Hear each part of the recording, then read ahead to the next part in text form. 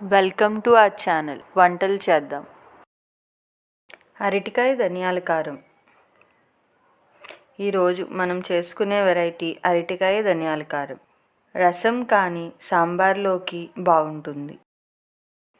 అరటికాయ ధనియాల కారం కావలసినవి: అరటికాయలు పెద్దవి అయితే 2 లేదా చిన్నవి అయితే 3, ధనియాలు 2 టేబుల్ స్పూన్లు, జీలకర్ర 1 టేబుల్ స్పూన్, ఎండుమిర్చి 5 నుంచి 6,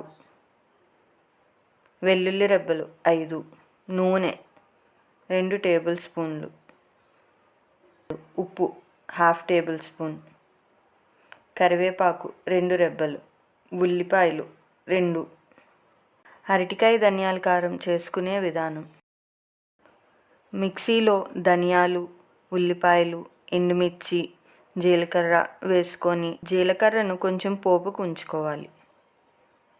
కచ్చా పచ్చాగా మిక్సీ చేసుకోవాలి.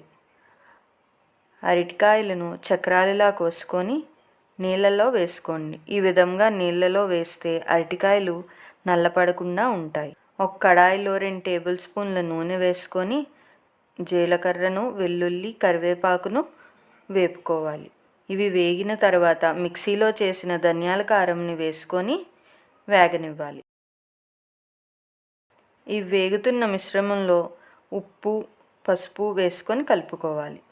పచ్చివాసన పోయే వరకు వేపుకొని అరటి చక్రాలను వేసుకోవాలి.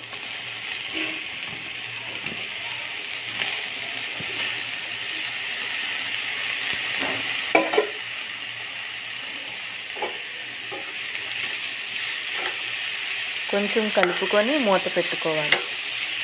సిమ్లోనే ఉంచుకోవాలి. అరటికాయ మగ్గిన తర్వాత అరటి చక్రాలు వేసి కలుపుకొని మూత పెట్టుకోవాలి. సిమ్లోనే ఉంచుకోవాలి. అరటికాయ మగ్గిన తర్వాత 2 నిమిషాలు మూత తీసేసి కలుపుకోవాలి. ఇప్పుడు గుమగుమలాడే అరటికాయ ధనియాల కారం రెడీ. అరటికాయ తాజాగా ఉంటే త్వరగా మగ్గిపోతుంది. కొంచెం వడిలిన కాయ అయితే 2-3 నిమిషాలు ఎక్కువ టైం పడుతుంది. ఇలా చేసుకుంటే పొడి పొడిగా ఉండే అరటికాయ ధనియాల కారం రెడీ. ఈ వీడియో మీకు నచ్చితే please like, share and subscribe.